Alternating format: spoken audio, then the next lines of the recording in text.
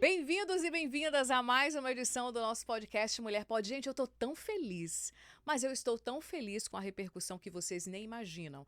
Faz o seguinte, já agora no início, já pega o aviãozinho, já compartilha o link dessa edição, desse episódio, compartilha nos grupos de WhatsApp, grupo da família, grupo dos amigos, dos inimigos, porque é bom, às vezes a gente manda um indireto, às vezes tem um conteúdo que vai ajudar de alguma forma, né? Então, você ajuda quem é amigo, ajuda quem é inimigo também, ajuda com todo mundo.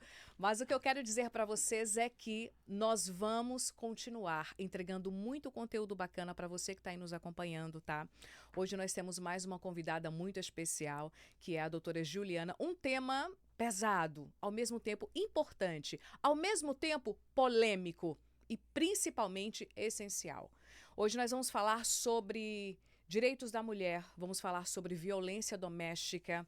Aliás, vários tipos de violências que acontecem. Eu já estou falando tudo isso para vocês agora no início, para que você já diga, opa, já tenho motivos para ficar aqui até o final e para compartilhar, porque o que salva a mulher é o conhecimento. E quando se trata de conhecimento, é justamente isso que nós estamos em busca para poder compartilhar para você que está aí nos acompanhando. Aliás, não só aqui no YouTube, mas também no Spotify. Estamos também com os cortes em todas as outras plataformas, como o TikTok, o Instagram, tudo isso aí à disposição de vocês, tá? Eu sou Nédia Alves, eu sou comunicadora, apresentadora, criadora de conteúdo nas plataformas digitais, palestrante, grande incentivadora de pessoas, independente do gênero, tá bom? E aqui nós acreditamos que a mulher, ela pode fazer as pazes com a vida, ela pode crescer e se desenvolver com os desafios e ela pode principalmente respeitar a sua essência, que é a sua natureza. Mas vamos lá. Tema escolhido para hoje, como eu disse, direito das mulheres. E a luta pela defesa e promoção desses direitos, gente, é um tema de extrema importância na sociedade atual. Ao longo da história, nós mulheres, nós temos enfrentado desafios em diversos aspectos da nossa vida. Há várias leis que protegem os direitos das mulheres no Brasil, mas muitas vezes são mal aplicadas ou nem chegam a ser aplicadas. E olha que nós somos um dos países que mais mata mulheres no mundo. Vamos analisar o que está sendo feito para garantir o direito das mulheres. E para conversar com a gente, eu convidei uma profissional que tem uma bagagem gigante de atuação na prática, a doutora Juliana Lucena, advogada e empresária, mãe de pets, pós-graduada em processo civil e em gestão de segurança pública, coautora do livro Gerenciando Riscos, tem formação em perita grafotécnica, esse nome é diferente, e mediadora de conflitos extrajudiciais. Atuou no Centro de Referência da Mulher de Caruaru, além de ser sócia-diretora da empresa Diligente Soluções em Segurança, ou seja, procuramos de fato uma pessoa que tem bagagem para entregar para você o que você precisa. Conhecimento. Conhecimento liberta, tá? Seja bem-vinda, doutora Juliana. Muito obrigada, Nédia. É um prazer estar aqui no Mulher Pode para falar de um assunto tão importante, mas já adianto que a gente vai tratar de uma maneira mais leve para que as pessoas entendam, porque os dados e as informações a gente vê diariamente no noticiário, mas hoje a gente vai tratar de uma forma para trazer uma efetividade no dia a dia das mulheres. Isso, excelente essa sua fala, doutora Juliana, porque o que eu quero é que você que está em casa, que você compreenda, que você entenda na prática como é que funcionam os direitos das mulheres. Outra coisa, se você quiser deixar qualquer pergunta, qualquer dúvida que você tenha nos comentários, você pode fazer isso. Porque, de repente, em outra oportunidade, nós podemos trazer a doutora Juliana para responder tudo isso que vocês têm deixado. Ou pode também entrar em contato através das nossas outras redes sociais, procurando aí o Mulher Pode _podcast, tá?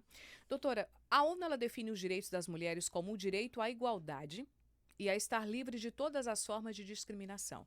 Só que a gente sabe que homens e mulheres eles não estão e nunca estiveram em patamar de igualdade. Mulheres sofrem violências que até não imagina ou não querem ver que estão sofrendo. Eu queria que você falasse um pouco para a gente sobre os tipos de violência mais comuns que você tem encontrado no atendimento às mulheres. Então, Nédia, o machismo ele é estrutural. A gente vem de uma cultura muito patriarcal, que muitas vezes a própria criação dos homens e das mulheres a depender incentiva esse tipo de propriedade da mulher. A gente vem de uma história aí de mulheres que até certo tempo precisavam pedir autorização, por exemplo, para Como estudar se numa eles, faculdade. como se eles fossem os donos dessas mulheres. Exatamente. Então, a gente vem dessa cultura e aos pouquinhos, né, diante das lutas, o avanço da legislação, esse diálogo aqui nosso faz com que a gente avance e a gente comece a compreender que as mulheres têm direitos e têm igualdade de gênero com os homens. Eu acho importante já esclarecer que eu sou contra a guerra que existe de homens e mulheres. Eu acho que a Concordo. gente tem que se unir para mudar a história. E a história ela é pautada de muitas lutas das mulheres, mas eu convoco a todos, né, já convido para que os homens também se empenhem nessa luta, porque é muito importante que ambos entendam que não é uma guerra para a gente ficar disputando quem é melhor. Mas, na Não verdade, é uma guerra dos sexos, né? não é uma guerra. Na verdade, a gente quer o nosso espaço com igualdade, que a gente não precise batalhar tanto para ocupar um espaço que muitas vezes um homem ocupa com mais facilidade. Inclusive até falando sobre remuneração. É Isso. comprovado que mulheres elas recebem 20% menos do que os homens ocupando os mesmos cargos. Exatamente. Então, tudo isso, a gente sabe o que a gente enfrenta desde a infância.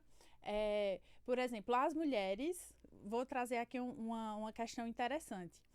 Não que eu seja contra, tá? Mas quando a gente é criança, uma mulher quando ela é criança, qual é o tipo de presente que a maioria delas recebe? É uma casinha, uma boneca, que é para ela brincar de arrumar a casinha, um Com fogãozinho, panelas. isso. E o homem?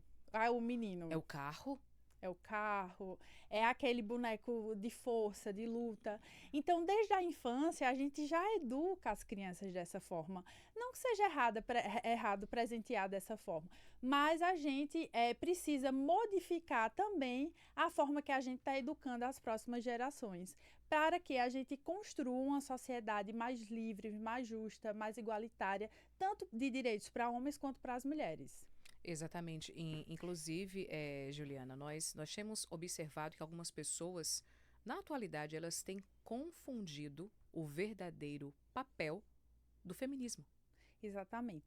Existe muito desconhecimento sobre o que é o feminismo, né? Existem diversos estereótipos que feminista é isso, é aquilo. Gente, o feminismo, ele vem, na verdade, para fortalecer as mulheres e abrir espaço para as mulheres das próximas gerações, como uma forma da gente ganhar espaço na sociedade. Até um tempo a mulher não podia votar, hoje a mulher pode votar, isso foi através do feminismo. Até um tempo atrás a gente não podia trabalhar, poderia se tivesse autorização do marido ou do pai, se fosse solteira, se fosse para estudar numa universidade. Agora eu não estou falando isso de algo de muitos anos atrás, não. Isso é até pouco tempo atrás. Precisava, para uma faculdade, uma mulher estudar, Ela da precisava autorização de do uma pai, autorização. do pai ou do marido. Então, é necessário esse movimento feminista para que a gente evolua e que a gente ganhe mais espaços. Mas a gente precisa do conhecimento para entender e tirar aqueles estereótipos. Muitas vezes as pessoas imaginam que uma mulher feminista é uma mulher vulgar. Isso tudo é muito preconceito e termina que tira o brilho da luta feminista, de ganhar os espaços das mulheres para que a gente tenha um direito mais eficaz e mais justo na sociedade. E aí você me perguntou sobre os tipos de violência. Os tipos de violência que a gente tem hoje na legislação são 5. Primeiro é a violência física. Violência patrimonial, a violência moral, violência psicológica e a violência... vamos repetir. Violência psicológica, patrimonial, moral, sexual e física. Pronto, são 5 violências que as mulheres dia a dia se deparam. É importante a gente falar desse assunto porque eu vou trazer outra reflexão aqui. Quando uma mulher entra num elevador sozinha e de repente entra um homem, eu acredito que você, Nédia, como mulher, já deve ter passado por isso. A depender de como seja, como o homem esteja, muitas vezes a gente se sente amedrontada, insegura. E isso muitas vezes o homem não passa por essa situação. De entrar no elevador, estar sozinho ali com uma pessoa de um sexo oposto, o homem não vai entender isso que eu estou falando. Ou então a gente passar numa rua escura, numa rua erma, O nosso medo não é só da violência patrimonial, da gente ser furtado, da gente ser roubado. O nosso medo é uma violência sexual, que muitas vezes o homem não passa isso na cabeça dele. Então, é importante a gente falar sobre essas violências e trazer o dado, que é um dado muito alarmante sobre essa questão das violências, que boa parte dessas mulheres, elas são mortas, no caso do feminicídio, por parentes ou por companheiros ou ex-companheiros. E tem uma grande parcela que é assassinada dentro de suas casas, dentro do seu lar, onde deveria ser um ambiente de paz, um ambiente de segurança. De acolhimento. De acolhimento. Então, quando a gente pega os dados e compara como os homens morrem e como as mulheres morrem, a gente vê uma diferença gritante, que tem um percentual mínimo de um homem morrendo dentro de casa. Agora, a mulher, o percentual é maior. É altíssimo. É altíssimo. E aí eu vou te explicar melhor sobre essa questão da violência psicológica, da violência moral, que às vezes as mulheres estão sofrendo esse tipo de violência e muitas vezes elas não percebem, porque essa violência às vezes já é tão comum que termina sendo uma violência velada, que muitas vezes a mulher não se enxerga nessa situação. Às vezes começa um relacionamento e o homem já começa ali não pode isso, não pode aquilo, essa roupa não pode vestir, tudo isso, ou então até falar assim, mas você tá gorda, você engordou. Isso é uma violência psicológica, porque isso começa a diminuir a autoestima da mulher, a mulher ela vai ficando mais vulnerável, e tudo isso vai contribuindo para que inicie ali o ciclo da violência. Eu costumo dizer, Juliana, que quando o tapa é de uma vez você sente, mas quando ele é aos poucos você não sente. É como um sapo que você coloca dentro da água que está fervendo. Você percebe que se você coloca ele na água fria, ele vai ficando ali de boa. A água vai fervendo e ele continua ali, porque ela vai ficando morninha e tal. Quando ele vem perceber, ele já está sendo cozinhado lá dentro. Então, do mesmo jeito acontece também em algumas situações assim com mulheres. O tapa não foi de uma vez. Por isso que ela não acorda. Ele foi de pouquinho. Isso. É o momento em que ela deve perceber que ela deixou as coisas irem acontecendo. Sabe aquele tijolinho que vai sendo colocado ali dia após dia? Aquele tijolinho, ele se transforma num grande muro. Exatamente isso. É isso, Nédia. E muitas vezes a gente vê que com um tapa fica um roxo que depois nos dias sai. A proporção de uma violência psicológica, ela perdura muitas vezes por toda uma vida. E aí as consequências, elas são mais graves, às vezes, do que a própria violência psicológica. E muitas mulheres não se percebem nessa situação. Porque boa parte delas vem já de um lar, de uma estrutura familiar disfuncional, em que está acostumada a ver a violência dentro de sua casa na infância, e termina que quando chega na fase adulta, nenhuma mulher está feliz por estar em um relacionamento violento, mas ela se acostuma. O ser humano ele é adaptável a viver no Polo Norte ou a viver no deserto. Ele é muito resiliente, isso. E aí a mulher termina se acostumando, porque são vários processos que envolvem, que mais à frente a gente vai tratando sobre isso. Muitas pessoas, infelizmente, elas ainda acham que apenas a violência física é considerada violência doméstica. Na sua opinião, a falta de conhecimento é um fator significativo para que as agressões continuem acontecendo? Sem dúvida. O conhecimento ele é importante para quebrar a resistência das pessoas em fazer determinada coisa ou deixar de fazer. Então, o conhecimento, a gente difundir, o Mulher Pode, por exemplo, é fundamental para que a gente difunda essa informação e que, através do conhecimento, as pessoas se percebam nessa situação, nesse lugar e consigam romper os ciclos. Eu sempre digo o seguinte, Juliana, você saber usar a internet a seu favor. Se nós observarmos hoje, a quantidade de conteúdos entregues de forma gratuita que nós temos é muito grande. Sim. Veja, nós não criamos o Mulher Pode por acaso. Nós desejamos realmente contribuir com a entrega de conhecimento. Então, muitas pessoas que às vezes não têm nem tempo nem oportunidade, sei lá, de estar lendo um livro atrás do outro, mas você coloca ali um podcast como esse enquanto você está arrumando sua casa, enquanto você está dirigindo, enquanto você está lavando os pratos, você está consumindo conhecimento. Diferente de pessoas que ficam apenas rolando ali a tela, olhando dancinha, massinha, sei lá o que for, só abastecendo o cérebro com bobagem, você pode sim ter a escolha de você estar absorvendo conteúdos ricos que estão Isso. contribuindo com a sua caminhada de alguma forma. E Perfeito. mais do que isso, um conteúdo como este que nós estamos entregando, nós estamos libertando e abrindo mentes. Isso é incrível. A gente ter essa possibilidade de buscar esse tipo de conteúdo.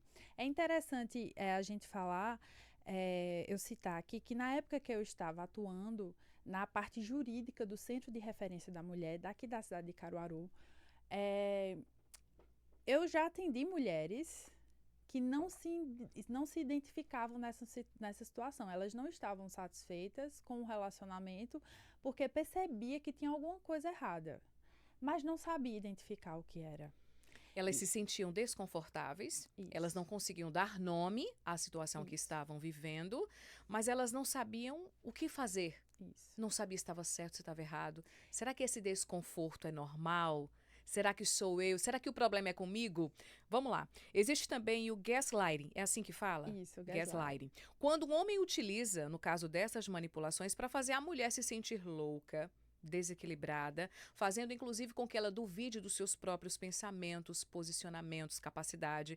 É uma maneira de abuso psicológico, no qual informações são distorcidas com a intenção de fazer a vítima duvidar da sua própria memória, percepção e sanidade. Isso. O gaslighting, ele é um abuso psicológico. É uma manipulação que é feita, que faz com que a mulher seja inferiorizada, seja diminuída a sua autoestima.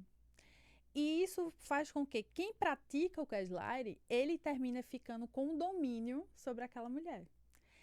E isso faz com que dificulte que a mulher consiga romper o ciclo da violência. Muitas pessoas me perguntam, mas por que essa mulher está nesse relacionamento? Ah, ela gosta de apanhar. A gente escuta isso. Chega a escutar muito isso, né? E aí eu digo, não, não é isso. Ninguém gosta de apanhar. As pessoas muitas vezes não conseguem sair dessa relação porque elas estão tão envolvidas emocionalmente. Há Ou uma então, dependência emocional, tem a dependência emocional, tem a dependência financeira. financeira. Tem também a própria família que fala, ah, mas ele é um ótimo pai. Ah, mas olha, ele sustenta a casa, ele não deixa faltar nada para você. Isso é o de menos, sabe? E termina que a mulher vai permanecendo naquela situação. E o abuso, o gaslight especificamente, é uma manipulação mais grave, é mais gravosa. E aí, realmente, a mulher que está dentro dessa situação, ela termina tendo dificuldade até em contar para alguma amiga, em contar para alguém próximo que está vivenciando essa situação. Então, é importante que a mulher entenda que quando um homem quebra o telefone dela ou que proíbe ela de fazer algo que ela queira ou quando diminui a sua autoestima, ele já está minando ali a parte emocional dela. E muitas vezes a mulher, eu já atendi mulheres que tinham condições financeiras que ela não dependia de um homem financeiramente, A dependência ali era só emocional. mas ela tinha dependência emocional.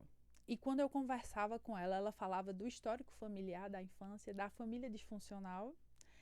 E ela queria, sim, ter uma família feliz, ela queria viver um amor. E ela estava ali lutando para poder ter esse amor, para poder ter essa família. E não conseguia sair disso. Então, é a importância da mulher buscar um aconselhamento jurídico, de buscar um Apoio, uma apoio rede de apoio psicológico. A rede de apoio nessa situação é é fundamental. importantíssima. Conversar com alguma amiga, porque o que acontece? Quando o gaslight está sendo executado, vamos colocar assim, quando está ocorrendo essa manipulação psicológica, uma das formas que o abusador ele faz é afastar a mulher da sua rede de apoio, Que é é justamente a afastar da família, os família, amigos. é uma forma de isolar a mulher. Então a mulher ela termina ficando isolada, tudo dela é com esse homem.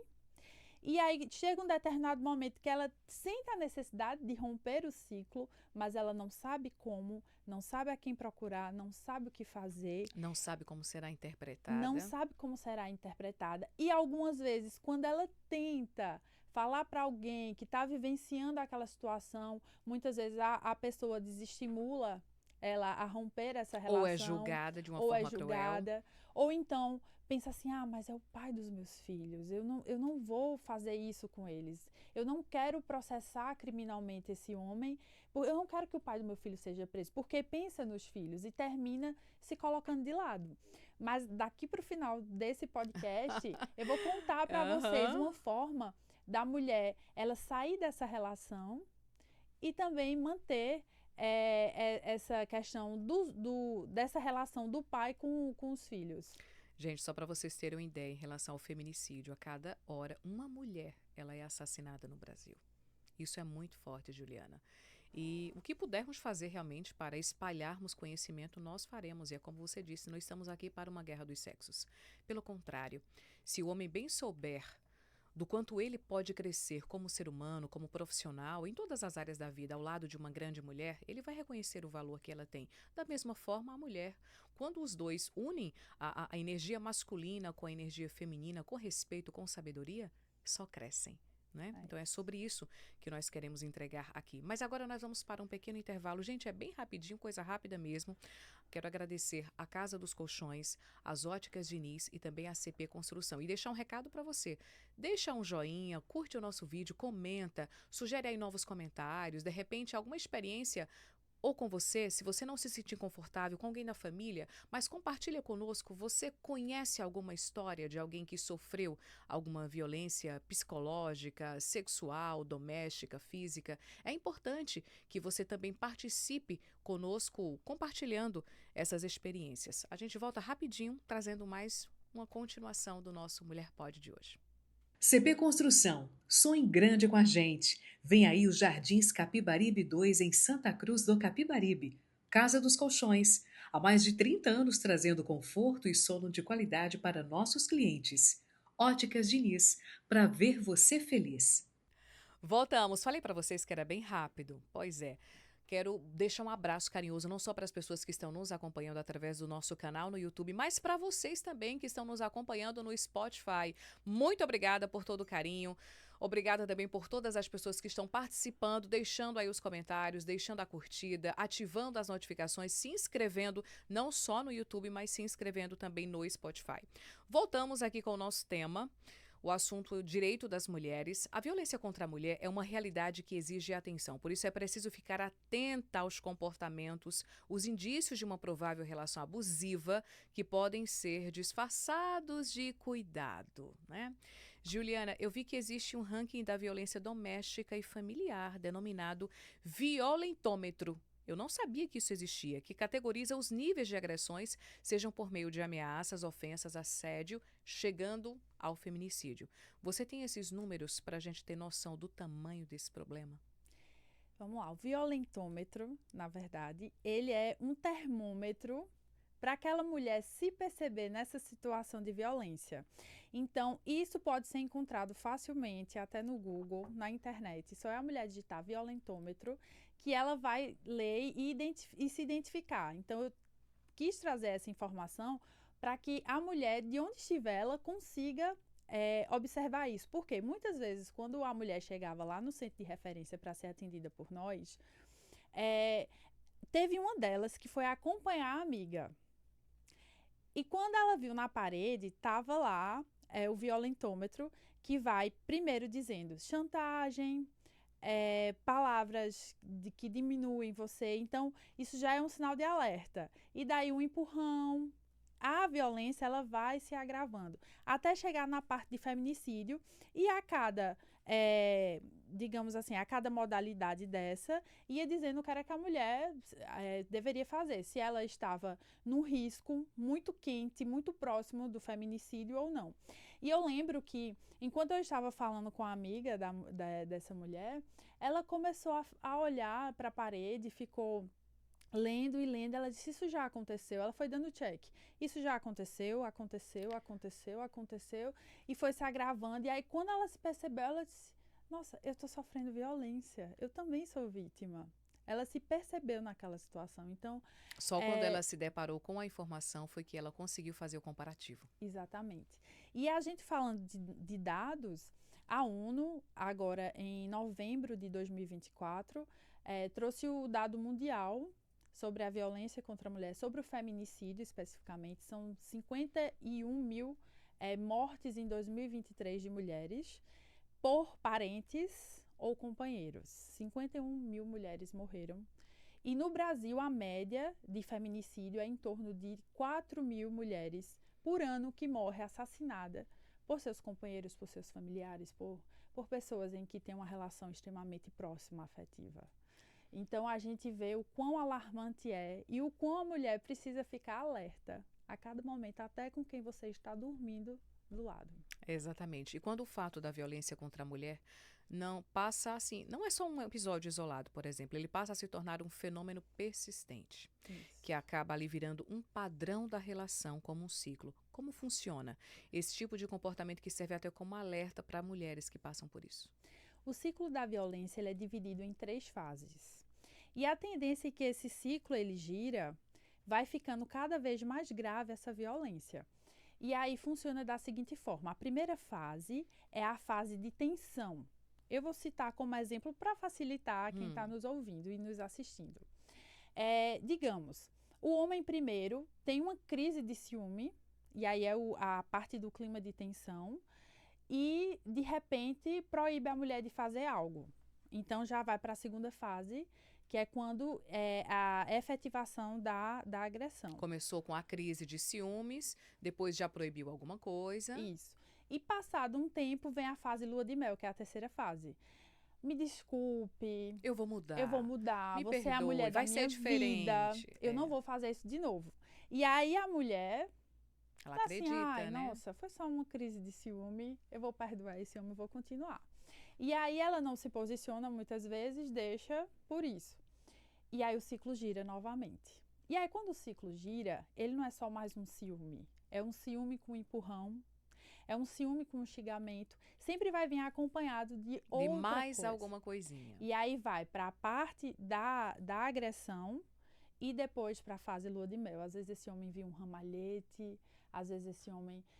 você é tudo para mim, eu não sei viver sem você. Então esse ciclo ele vai girando, girando, até que chega na fase da agressão física ou na fase do feminicídio.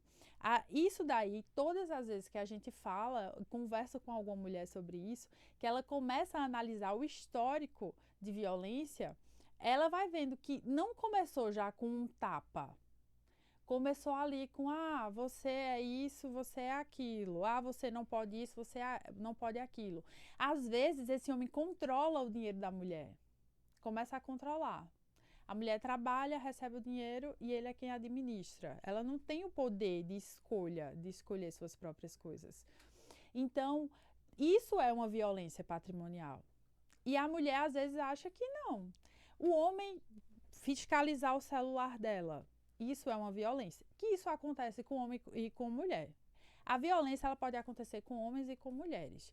Mas esse tipo de violência, assim, esse tipo de ciúme exagerado, que não pode ir para a academia com a roupa X porque vai chamar a atenção dos homens. Então, tudo isso é uma violência velada, que a partir do momento que esse ciclo da violência ele vai girando, vai se agravando, até que acontece, por exemplo, que é o que é mais comum, é quando acontece a violência física, que o tapa, ele nunca começa com um tapa. Ele começa com um empurrão, ele começa com outras coisas, até chegar no tapa. A questão da perseguição também, de ficar ligando, de ficar monitorando onde está, o que está fazendo. Aí você pode me perguntar, Nédia, mas isso só acontece no relacionamento? A violência contra a mulher é só quando a pessoa está numa relação? Não. Às vezes você quer terminar o relacionamento e ali aquele homem se mostra um homem violento, de não aceitar o término. Então você começa a sofrer a violência após o término. Não durante o relacionamento, mas é quando você quer terminar. E aí começa, e ainda que seja um ex-companheiro, um ex-namorado, a gente fala muito de parceiros, mas pode ser um pai também, pode ser um irmão. A violência contra a mulher, a legislação, a lei, ela também abrange não só o marido, o namorado, o noivo, mas também o pai, o irmão, um tio, um primo. São pessoas são familiares próximas próximas a essa mulher. O Supremo Tribunal Federal, ele decidiu que qualquer pessoa pode denunciar violência contra a mulher, não apenas a vítima, provando que é necessário sim botar colher em briga de marido e mulher, porque antigamente se dizia isso, né? Não se mete colher em briga de marido e mulher. Então, como uma terceira pessoa, ela pode ajudar essa vítima sem estar em risco? O primeiro ponto é essa pessoa que está percebendo que aquela mulher está naquela situação de vulnerabilidade, buscar tanto ouvir essa mulher, porque muitas vezes o que essa mulher precisa é ser ouvida. Então, ela precisa ouvir a mulher e incentivá-la a buscar uma rede de apoio. Existe hoje, no Brasil, em cada cidade, tem cidade que é menor, que ainda não tem, mas muitas cidades já contam com o Centro de Referência da Mulher. O Centro de Referência da Mulher tem psicólogos, assistentes sociais e advogados. Tudo isso para poder fortalecer essa mulher, é uma rede, na verdade, de fortalecimento dessa mulher para que ela chegue no ponto de denunciar e de romper esse ciclo. Então, o terceiro, ele tem que começar primeiro indicando que essa mulher busque essa rede de apoio às instituições para que dê esse acolhimento a essa mulher. Por quê? É a equipe preparada para atender esse público, esse tipo de situação. A questão do enfrentamento à violência contra a mulher é uma situação muito específica, é uma matéria muito específica, muito delicada, que não pode ser tratada de qualquer forma. De qualquer forma, não. Porque envolve família, porque envolve filhos, menores de idade, muitas vezes. Pessoas vulneráveis, Pessoas vulneráveis que dependem, muitas vezes, dessas pessoas, dessa relação. Então, é importante que o terceiro, ele seja esse instrumento na verdade, seja uma ponte para que essa mulher consiga chegar até essas redes de apoio, essa rede de enfrentamento à violência contra a mulher. Existe hoje a Patrulha Maria da Penha, existe a Polícia Militar especializada, existe Polícia Civil especializada, ou seja, temos delegacias que são... Existe um número também, doutora, que a mulher possa ligar? Existe sim um contato, salvo engano, é o 182. Ou 180? O 180 pode também. 180 também. Mas tem um específico para as mulheres, que aí eu acredito que a gente pode dar uma... Eu acho que é 180 é o que liga para a polícia comum, mas tem um específico, salvo engano, é 182, que a mulher liga para tratar justamente desses casos de violência doméstica familiar. E aí, a gente, voltando aqui para essa questão de como um terceiro pode ajudar.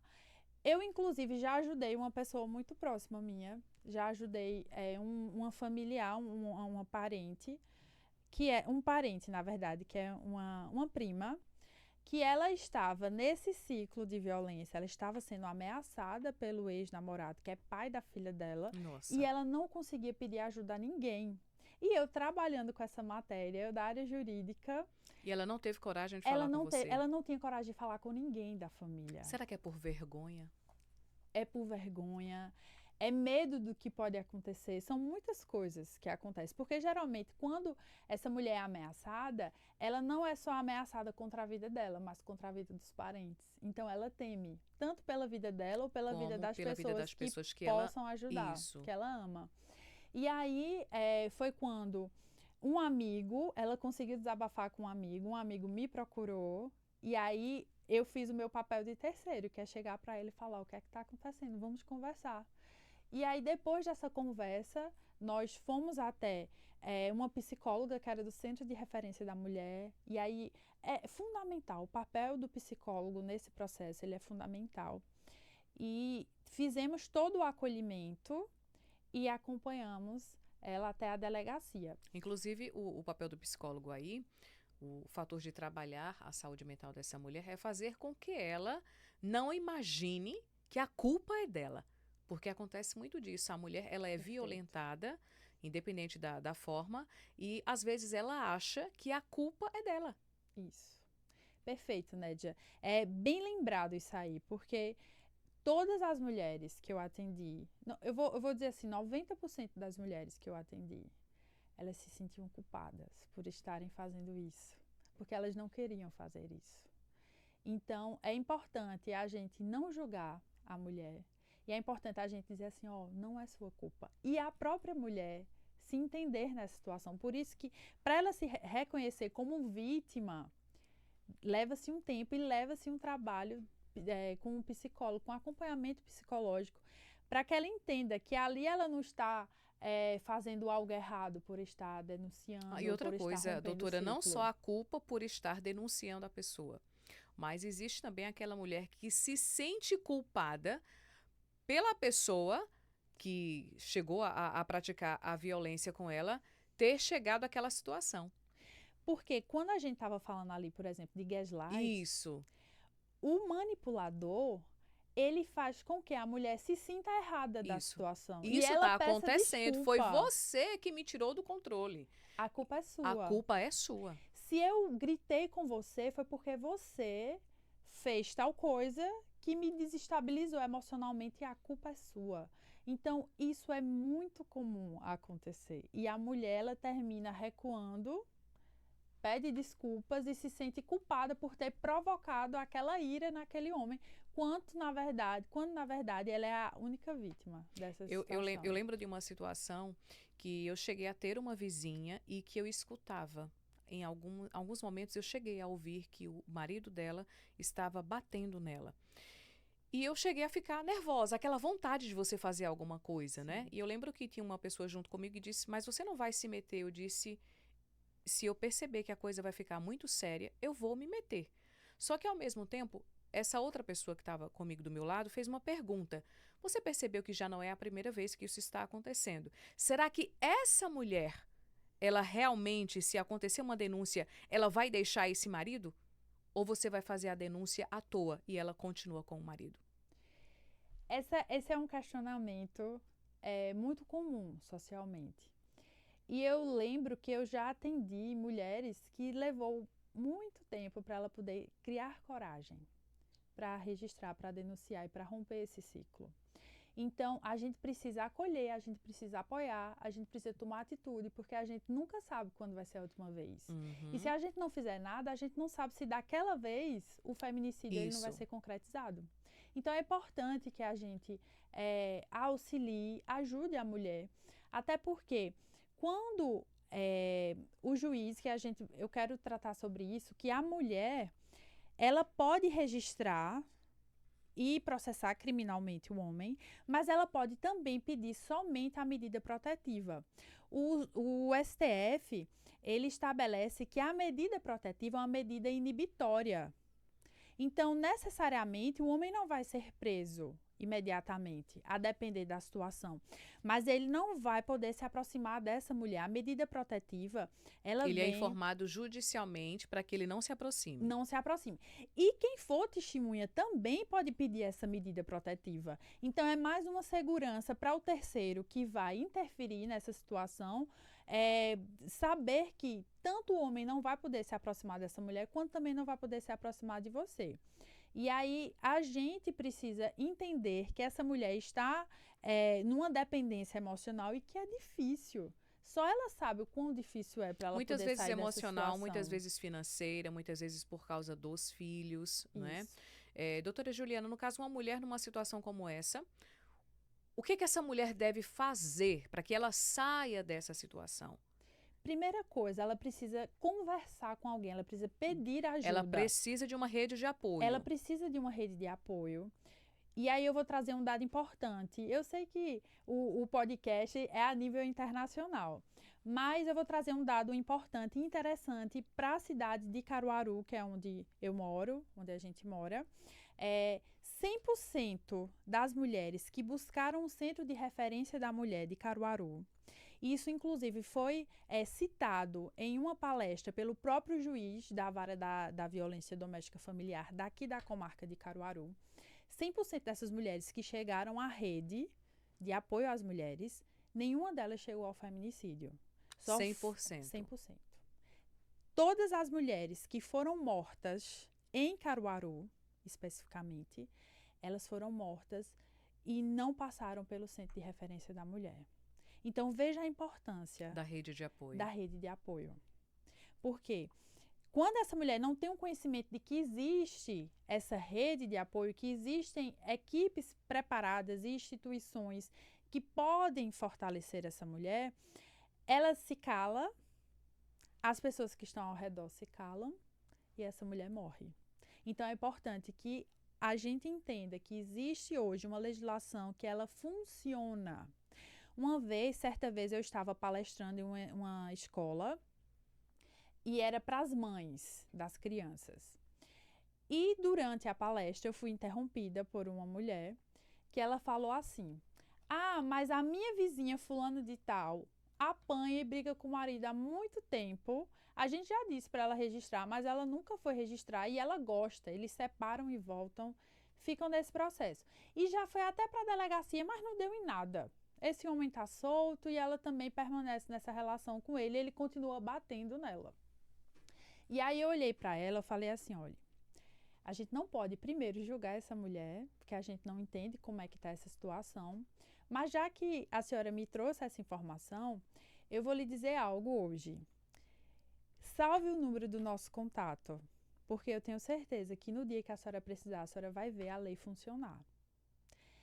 E eu lembro que meses depois, eu estava num plantão, isso foi num domingo de manhã, e eu recebo uma ligação desesperada dessa mulher. Ela, dessa vez, tinha sido vítima de violência. Dessa vez foi ela? Dessa vez foi ela, a vítima de violência. E o marido dela tinha passado pelo sistema prisional. Ele era reincidente na parte de outro tipo de crime. Tinha quebrado tudo dentro de casa, tinha agredido essa mulher e ela estava desesperada. E me ligou.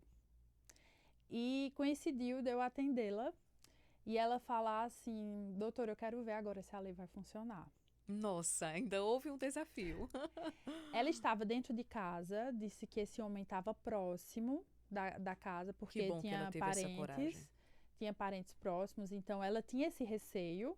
E aí foi uma mega operação da gente acionar a polícia militar, a gente acionar a polícia, a guarda ver municipal. Tudo isso chegando, eu fico imaginando como que ficou o rosto dela. A gente montou uma estratégia.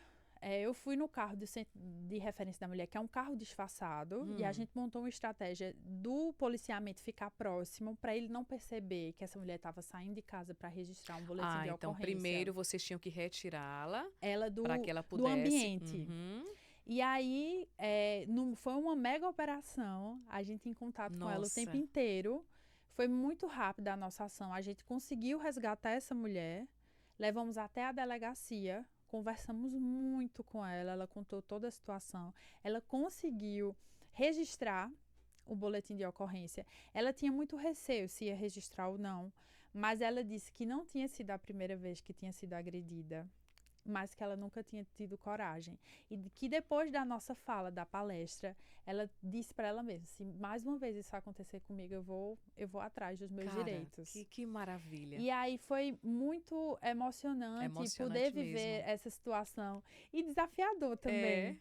Porque eu fiz a minha fala e agora eu tinha que mostrar para ela. Tinha que provar para ela que realmente funcionava. E, de fato, esse homem, ele foi preso em flagrante.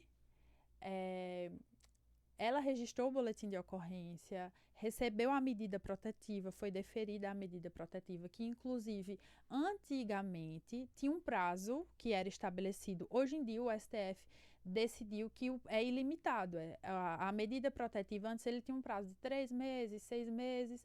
Hoje em dia não. É ilimitado e é só quando a mulher se sente que saiu dessa violência, ela vai lá e diz assim: ó, não precisa mais da medida protetiva, que tá tudo bem agora.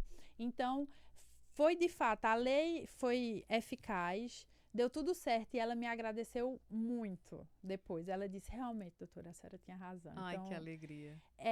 Salvar uma vida é fundamental. Se toda essa nossa fala aqui salvar uma mulher... Já é muito. Já é muito. Já é uma alegria. Já é uma alegria muito grande, né? Isso. Bom, nós vamos para um pequeno intervalo mais uma vez. Nós agradecemos aos nossos parceiros Óticas Diniz, Pernambuco, CP Construção e também Casa dos Colchões. E para você, no Spotify ou no YouTube, que chegou agora e já está interessada em poder acompanhar este episódio até o final, mas de repente não está com o tempo agora, fica tranquila, porque é só você salvar para você assistir mais tarde. E não esquece de se inscrever no canal, ativar as notificações, porque assim que nós colocarmos um novo vídeo, você será informada, tá? Segundos e a gente já volta. CP Construção, sonhe grande com a gente. Vem aí os Jardins Capibaribe 2 em Santa Cruz do Capibaribe, Casa dos Colchões. Há mais de 30 anos trazendo conforto e sono de qualidade para nossos clientes. Óticas Diniz, para ver você feliz. Mais rápido do que ligeiro. Isso é uma frase que eu escutei recentemente de uma pessoa e por isso que eu estou querendo dizer aqui para vocês. O nosso intervalo é bem rapidinho mesmo. O assunto, ele poderia render muito mais tempo, mas é porque nós buscamos entregar os episódios assim de forma compacta, de forma dinâmica, para que seja fácil e seja rápido realmente para as pessoas acompanharem, tá? Outra coisa muito importante, à medida que você curte, à medida que você compartilha um link, à medida que você salva um conteúdo como este, você está informando para o YouTube que é um conteúdo de relevância. Você sabia que com esse tipo de comportamento você está ajudando outras mulheres? Porque você faz com que o conteúdo seja também entregue para outras mulheres? Portanto, nós estamos aqui fazendo a nossa parte e seria muito gratificante se você também estivesse fazendo a sua. Vamos lá. Assunto direito das mulheres, focando agora especificamente no tema violência doméstica e familiar. Um assunto aí, por incrível que pareça, cotidiano, faz parte da vida de muitas pessoas. Eu mesma, doutora Juliana, eu fui uma criança, cresci num lar de violência doméstica. E eu tenho cenas na minha mente até hoje. Até porque na nossa fase da infância, até os 7 anos, é um momento em que você mais guarda as imagens do que foi vivido ali na sua infância, né? Então, eu lembro claramente da minha mãe com 6 filhos, porque eu sou a mais velha dos 6 filhos, e sempre por causa da bebida alcoólica. Meu pai, alcoólatra, foi alcoólatra por muitos anos, por diversas vezes chegava a fechar a barbearia. Hoje ele não está mais presente entre nós, graças a Deus que ele teve a chance de largar o álcool. Inclusive, recentemente, eu até comentei em casa, eu disse, poxa, o meu pai poderia ter feito diferente, poderia ter tomado novas decisões na vida há muito tempo atrás, para que tivéssemos a oportunidade de ressignificar tantas coisas. Ressignificamos, mas eu queria ter tido mais tempo para criar boas memórias com ele. Então eu lembro claramente do meu pai chegando bêbado, batendo não só na minha mãe, como nos filhos. E eu, por ser a filha mais velha, eu era a filha que levava a maior pancada, porque eu queria defender os meus irmãos pequenos, mas eu queria defender também a minha mãe. E por diversas vezes eu me perguntava, eu era cliente fina da delegacia, cliente fiel. Isso criança, tá? Criança para adolescência. E não tinha mais o que os policiais fazerem. Eles já iam tanto lá em casa que chegou uma hora que não tinha muito o que fazer. Eles iam, conversavam ali com ele rapidinho, mas depois iam embora. E por diversas vezes eu me perguntava, por que que minha mãe não sai dessa situação? Ela demorou muito para poder sair. E hoje eu compreendo, porque não tinha como ela sair de casa com 6 filhos sem um trabalho. Quando ela arrumou um trabalho, muitos anos depois, ela saiu de casa. E eu lembrei agora de uma coisa que você até mencionou no bloco anterior, que a minha mãe, ela teve 7 filhos na realidade. 6 sobreviveram.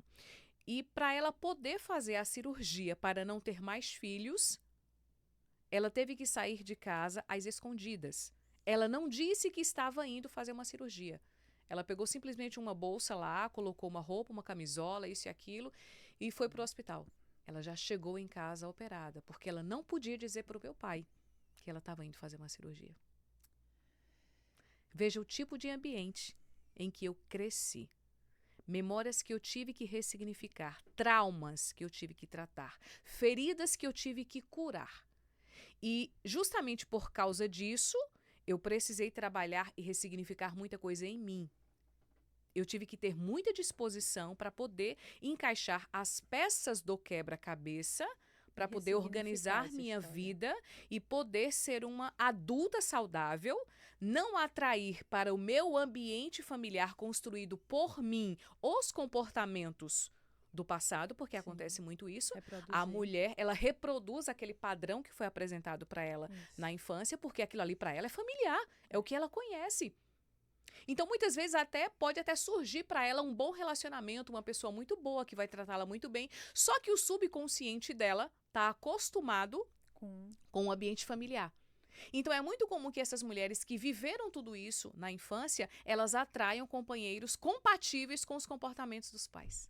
Isso. Quantas coisas envolvidas, quantas camadas da cebola para serem aí descascadas para você entender sobre a sua própria vida. Né? E quantas mulheres, doutora Juliana, elas não conseguem sair do relacionamento? Eu falei do exemplo da minha mãe, porque eu compreendi que era porque ela não tinha condições financeiras de sustentar os filhos. Mas quantas outras mulheres não têm também outros motivos e não conseguem sair? Nédia, essa sua história é muito importante ser contada, porque é uma história que ela se repete em muitas famílias e em muitas casas. Então, na época em que você era criança, não existia a Lei Maria da Penha, tá? É importante a gente falar que a nível internacional, a ONU só fez uma convenção em 1995, que é a Convenção de Belém do Pará, que fala sobre os direitos das mulheres, que é para prevenir, punir e erradicar essa violência contra a mulher, que o Brasil, ele ratificou essa convenção. E depois do Brasil ter ratificado, ocorreu a situação de Maria da Penha, em que houve falha houveram falhas das instituições perante o caso de Maria da Penha. E aí, a partir disso, Maria da Penha lançou um livro em que ONGs recorreram ao tribunal, à Corte Interamericana de Direitos Humanos, para que tomassem as medidas em relação ao Brasil. E aí a Corte Interamericana de Direitos Humanos enviou uma comissão, julgou o Brasil, condenou, e foi a partir dessa condenação que a comissão faz um relatório, e a partir disso é que o relatório é com recomendações para o Brasil em relação ao enfrentamento à violência doméstica e familiar, e foi criada a Lei Maria da Penha. Mas veja quanta luta, quantos processos foi necessário uma mulher recorrer no âmbito internacional para que tivesse uma legislação nacional. E a partir daí é que a gente vê a evolução ao longo da história para apoio para essas mulheres. Talvez se fosse uma situação hoje, em relação à sua mãe, poderia ser que tivesse ocorrido de outra forma. Eu lembro, inclusive, pela estrutura que tem. Eu tenho lembranças de diversas vezes os policiais chegarem na porta da nossa casa, conversarem assim rapidinho com ele e darem as costas, irem embora. E sobrava para mim. Porque sempre eu era a pessoa que tomava a frente. Gente, eu acho que desde criança eu já tinha esse espírito de querer fazer alguma coisa pelas mulheres. Veja, já começava na minha própria casa querendo defender minha mãe. Inclusive, foi algo que eu tive que trabalhar muito no futuro para poder fazer as pazes com meu pai. Então, aí é um outro assunto que, em outra oportunidade, a gente vai trazer aqui essa história da criança interior, também da cura interior, porque a gente precisa curar tudo aquilo que está ferido dentro da gente. Sequelas desse relacionamento, não só para a sua mãe, mas para os filhos. Para todos os filhos. Para todo mundo. E você falou algo muito interessante, e por isso o papel do psicólogo é fundamental, porque a tendência é a gente reproduzir aquilo que a gente aprendeu, o comportamento dos nossos pais. Então, é fundamental que tenha esse trabalho também acompanhado não só da parte jurídica, mas aliado à parte psicológica, para que a mulher rompa esse ciclo. E aí, antigamente, não existia a medida protetiva. A medida protetiva é uma medida para proteger, é uma medida inibitória. No calor da emoção, enquanto aquele homem está atrás daquela mulher que quer voltar ao relacionamento de todo jeito, ele recebe essa medida protetiva que não necessariamente a mulher precisa processá-lo criminalmente, tá?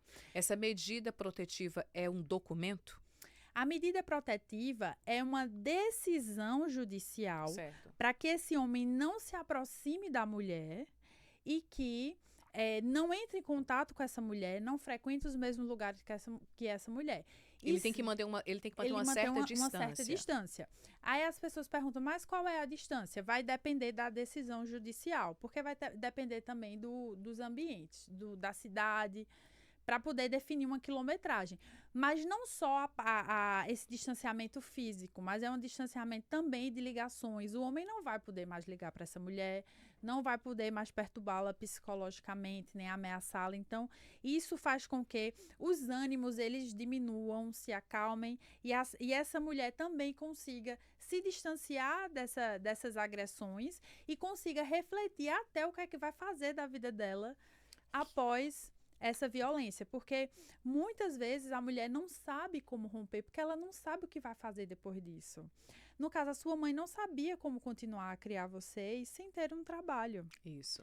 Sem ter a independência Dependia financeira. totalmente dele. Então, são muitos medos que cercam essa mulher. Né, são muitos fatores que cercam e que é importante essa rede para que auxilie a mulher de formas, proporcione formas dessa mulher sair e romper esse ciclo. Imagina os traumas que ficam também nas próprias crianças que estão ali vendo tudo isso acontecer. O que eu estou querendo dizer para vocês agora? Que às vezes existe também a preocupação da mulher, a mulher que já tem condições, como você já mencionou, a mulher Sim. que ela tem condições financeiras, a mulher que ela está passando por essa violência, mas ela poderia sim sair dali. Mas o motivo que ela usa para se manter naquela condição é por causa dos filhos. Aí eu sempre penso no seguinte, que filho crescerá com uma saúde mental em dia, saudável, adequada, em um ambiente de violência? Nenhum. Será que não seria muito melhor para aquela criança, para aquele filho, que ele tivesse pais separados, mas felizes e bem resolvidos, cada um na sua, fazendo o que bem entender?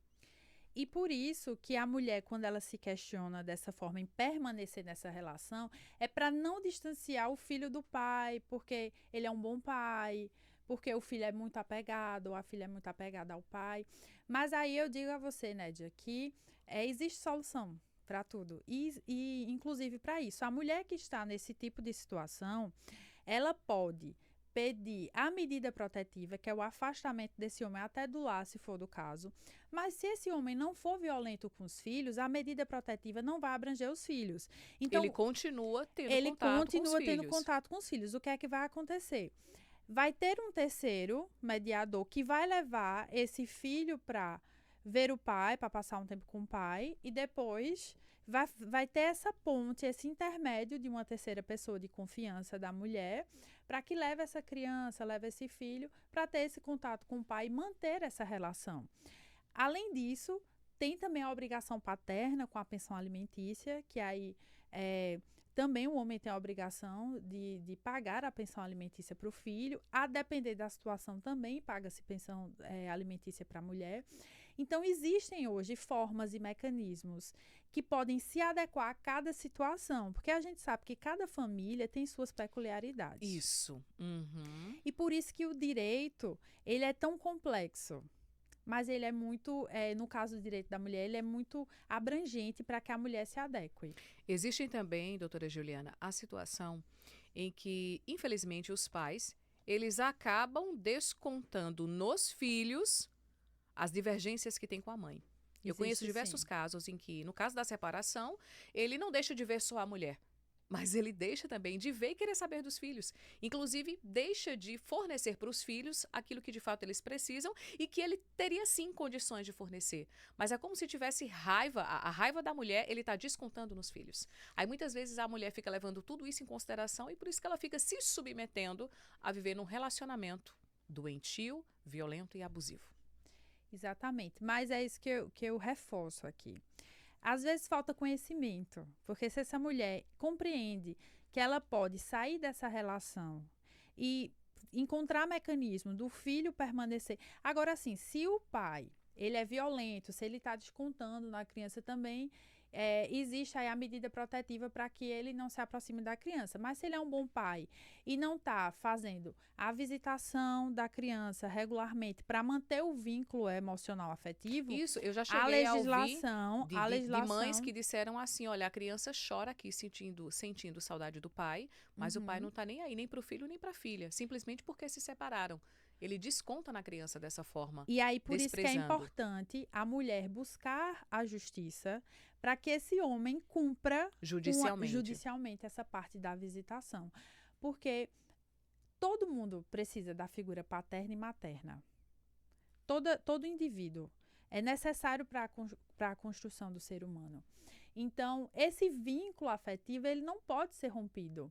E a legislação prioriza isso. Nesse sentido, a legislação prioriza e é importante aí que a mulher busque um atendimento jurídico para que ela conte essa história, conte essa situação, porque são infinitos exemplos que a gente pode citar aqui, porque são diversas situações que ocorrem, mas que pode ser tratado de maneira específica e que seja atendido esse desejo da criança de manter o vínculo com o pai.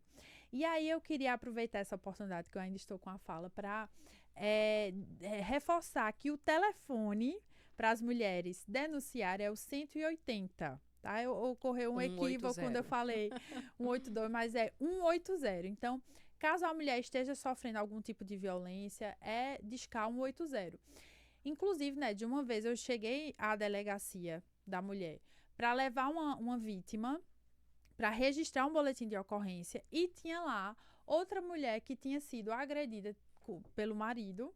O marido estava até que tem um local dentro da delegacia que o homem fica recluso.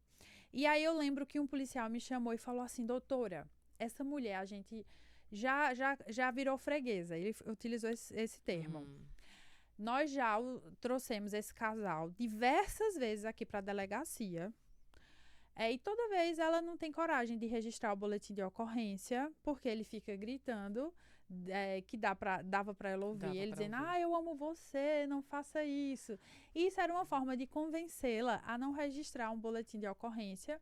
E aí eu lembro que o policial, ele estava até um pouco desmotivado nesse momento. Ele disse, olha, toda vez a vizinhança liga, a gente traz e é um ciclo. E aí eu disse, não, tudo bem. Chamei a mulher para conversar. Conversei com ela um tempinho e fiz várias perguntas. Como a gente termina ganhando, de certo modo, um repertório de situações que são tão semelhantes e se cruzam, que aí ela se identificou nessa situação. E ela falou assim, nossa, doutora, realmente, eu agora estou com coragem para registrar. E ela registrou o boletim de ocorrência e foi acolhida pela nossa equipe, pelo Centro de Referência da Mulher, foi acompanhada ao longo do tempo, né? Então, veja, a importância de não só levar à delegacia, mas ter essa rede de apoio, ter essas pessoas especializadas nesse tipo de atendimento, para que a mulher ela entenda da importância que o registro não necessariamente... porque eu lembro que ela falou assim, mas eu não quero que ele fique preso. Não, tudo bem. Então, se não quer que ele fique preso, a gente pode começar pela medida protetiva, que é uma medida inibitória, para que ele não se aproxime. E aí você pensa mais um pouquinho para ver se quer registrar a parte criminal.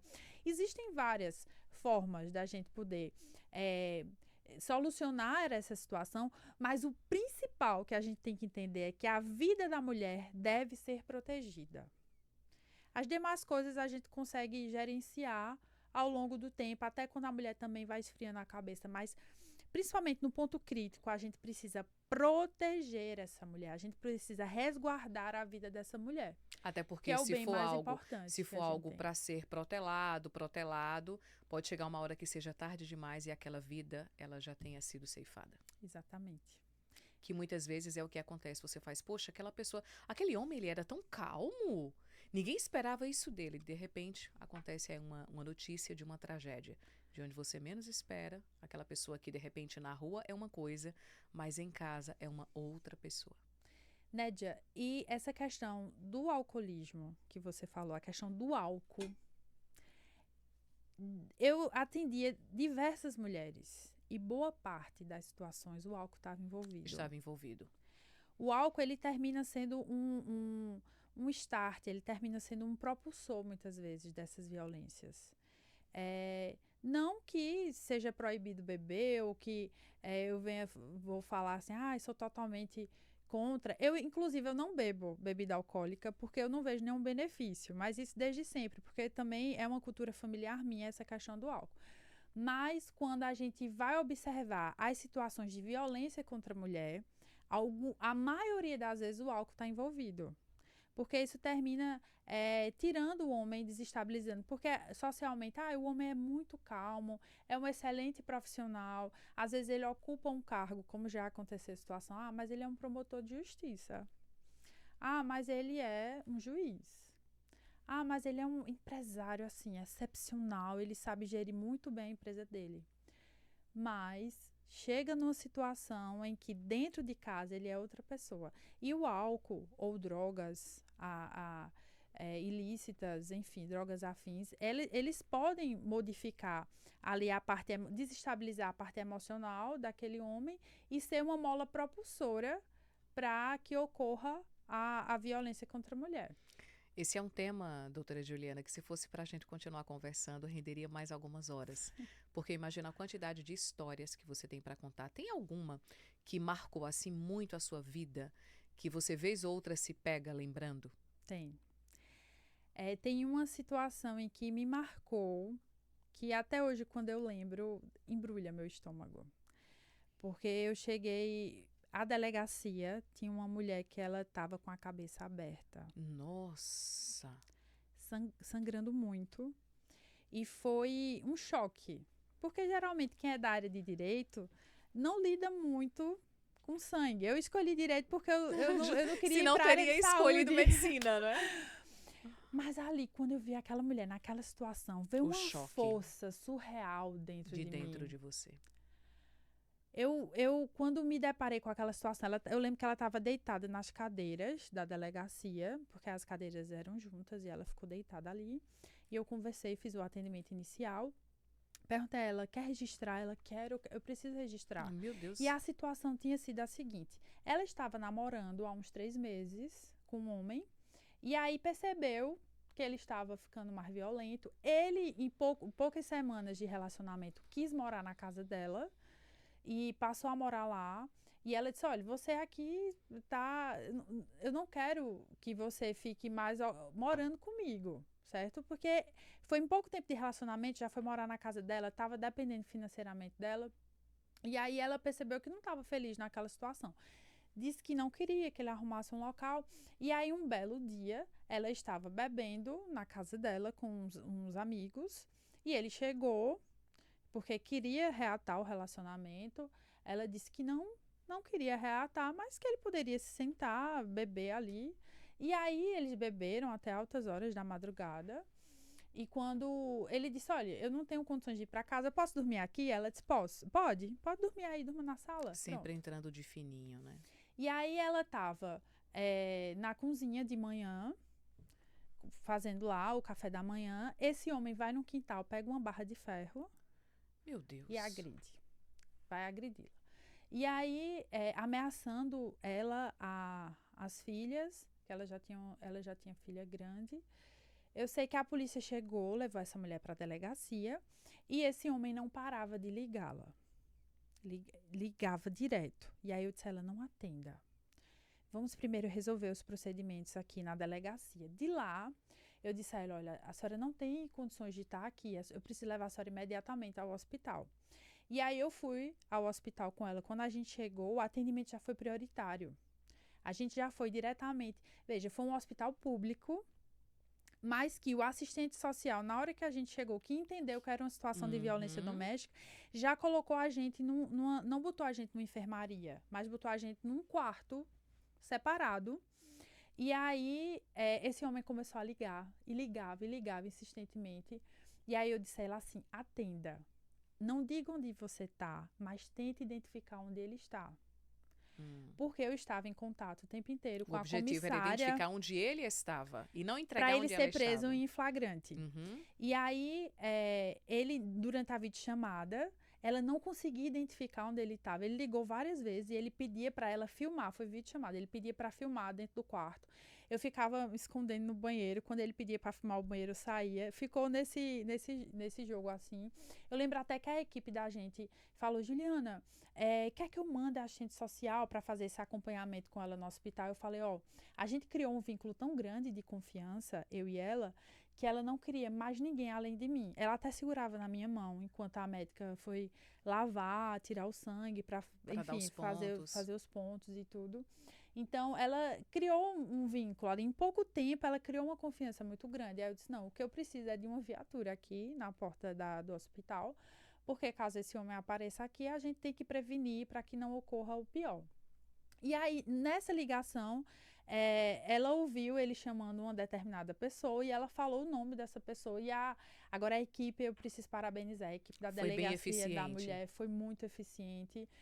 Foram em busca, localizaram esse homem, prenderam esse homem.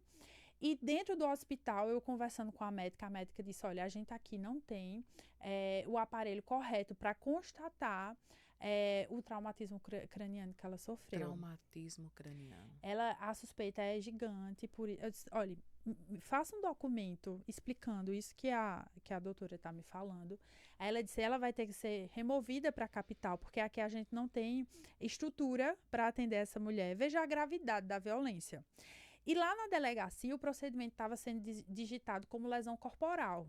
A partir do momento que eu consigo, junto com a nossa equipe, entender que aquilo foi um traumatismo craniano, é uma tentativa de homicídio que ocorreu, não foi só uma mera lesão corporal, foi uma tentativa de homicídio, foi fundamental, porque esse homem, no dia seguinte, foi para a audiência de custódia e ele permaneceu preso. E por muitos meses ele esteve preso. Hoje eu não estou mais no Centro de Referência da Mulher, não sei como foi o desenrolar, como anda o caso. A história. Mas eu lembro que, assim, 6 meses depois ele ainda permanecia preso em virtude dessa situação. Por isso a importância de observar os sinais. Perfeito. Tudo acontece de forma muito minuciosa e muitas vezes a pessoa faz você achar que ela está com cuidado em você. Olha, eu estou fazendo isso com você, mas é para o seu bem. Eu trato você dessa forma, mas é porque eu me preocupo com você. Eu não quero que você tenha contato com essas pessoas, porque eu estou lhe protegendo. Muitas vezes colocando coisas na cabeça daquela mulher justamente para que ela não tenha rede de apoio, para que ela não tenha acesso a pessoas que poderão vir a abrir a mente dela. Mas, gente, hoje nós temos conhecimento. O conhecimento, principalmente hoje nas redes sociais, eles estão aí para isso, para instruir você, para expandir a sua mente.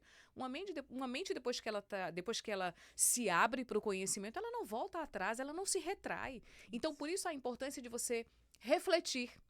Porque, de repente, você se deparou aqui com conhecimento que você não sabia, despertou alguma coisa em você e fez você perceber que você está num relacionamento abusivo, onde, de repente, à medida que as coisas aí forem piorando, você pode, sim, passar por uma situação bem mais forte, bem mais constrangedora. Então, é importante que você esteja atenta aos sinais, que você converse com as pessoas próximas de você, que você tenha uma rede de apoio. E se você se encontra hoje numa situação, numa condição em que você não trabalha, que você não tem condições financeiras de se sustentar os filhos e tal, embora a gente sabe que tem a parcela do pai, mas não deixa de ser um momento para você rever essa situação. A condição em que você se encontra, ela não pode ser determinante para o seu futuro. Perfeito. Você pode muito bem observar o momento em que você se encontra, já pensar na possibilidade de fazer alguma coisa para que você tenha uma renda, para você já ir buscando outras redes de apoio, vai conversando aqui, outra ali. Os sinais ainda estão suaves, não é isso, doutora Juliana? Então já vai abrindo a mente, já vai se abastecendo de informações daquilo que você precisa para tomar decisões. Perfeito. É importante a mulher ficar atenta a esses sinais e não achar que, mas ele jamais faria isso comigo, porque no caso dessa mulher que eu citei, ela jamais imaginaria que o fato dela abrir as portas da casa dela, permitir que ele dormisse apenas uma noite lá, ele fosse fazer isso, ela jamais e esse cara fez isso com ela pela manhã. Agora imagina se tem feito com ela dormindo. Feminicídio teria sido. Então, é isso, mulheres. Sempre que vê algum tipo de sinal, perceber, já desde o início do relacionamento, liga o alerta, já tenta observar. Eu entendo a dificuldade da parte emocional, que às vezes você fica tão apaixonada, fica tão dependente emocionalmente, mas Tem uma sempre frase, busca conversar, tem uma ouvir. frase, doutora Juliana, que eu quero que você guarde essa frase aí junto com você. Às vezes, os sinais, eles são tão claros que cegam a gente. Isso. Infelizmente. Às vezes as coisas estão ali bem diante de você, mas você está se deixando cegar. E olha que tudo está bem explícito, né? Mas vamos lá. Ó, o tempo já está em cima da hora, tá? Já estouramos, inclusive, o tempo. Eu sei que deve ter um monte de mulher aí comentando, deixando comentário, deixando dúvidas. Inclusive, fiquem à vontade para vocês comentarem, para chamarem também a nossa equipe nas redes sociais. Se de repente quiser tirar uma dúvida, Claro, não tô à é? Nós disposição. estamos aqui como suporte para ajudar aí no que for necessário, no que tiver ao nosso alcance, tá bom? Doutora Juliana, no final dos episódios, eu costumo fazer um bate-bola rapidinho aqui com as minhas convidadas. Vou fazer isso com você também. Você vai falar uma palavra, tá? Tá. Vou falar o seguinte pra você. Qual o sentimento quando você recebe uma mulher em situação de violência? Resumindo em uma palavra. Missão. Mulheres que julgam outras mulheres vítimas. Falta de informação, desconhecimento. Desconhecimento. Se você puder dizer alguma coisa para quem não tem coragem de denunciar. Uma palavra. Em uma palavra. Força. Força. Olha, doutora, fiquei muito feliz com a sua presença aqui, principalmente por compartilhar um conhecimento tão rico que eu sei que vai agregar na vida de muitas mulheres. Obrigada mesmo. Eu que agradeço, Nédia. Para mim, falar sobre o direito das mulheres é mais do que um trabalho, uma profissão, mais do que... Para mim é uma missão. Eu me sinto como se eu estivesse no lugar certo, na hora certa, no momento certo. Porque impactar a vida das pessoas de maneira positiva, sempre eu enxerguei como se fosse uma missão para mim. E principalmente nessa parte familiar, em que envolve pais, filhos, crianças, avós. Então, eu tenho situações familiares muito próximas de violência que eu vi na infância e sei a importância de hoje eu ser uma adulta que posso ser porta-voz, que posso ser ponte, instrumento para fortalecer mulheres e para ser luz também. Eu me sinto como se fosse um farol iluminando o caminho de outras pessoas. Uma parte de um caminho que aquela pessoa pode trilhar. Então, para mim, isso é mais do que uma missão. Isso é realmente algo que aquece o meu coração. Fico muito feliz mesmo. Agora eu quero falar com você que está aí me acompanhando através do YouTube, do Instagram, do Spotify, do TikTok, onde quer que você esteja. Eu quero dizer para você que aqui eu não sou a pessoa entrevistada, eu sou a pessoa que entrevista, mas eu acabo que entregando também um pouco das minhas experiências. Eu acabo compartilhando também um pouco das minhas dores, um pouco das minhas curas, justamente para que eu possa, de alguma forma, contribuir com a sua caminhada. Como eu falei de forma muito leve e muito sutil, hoje aqui com a doutora Juliana, eu percebi que desde muito cedo eu já carregava uma força dentro de mim que fazia com que eu tivesse motivação para defender mulheres. E eu comecei fazendo isso dentro da minha casa, defendendo minha mãe e defendendo as minhas irmãs. Eu digo irmãs porque a maioria são irmãs, apenas um irmão.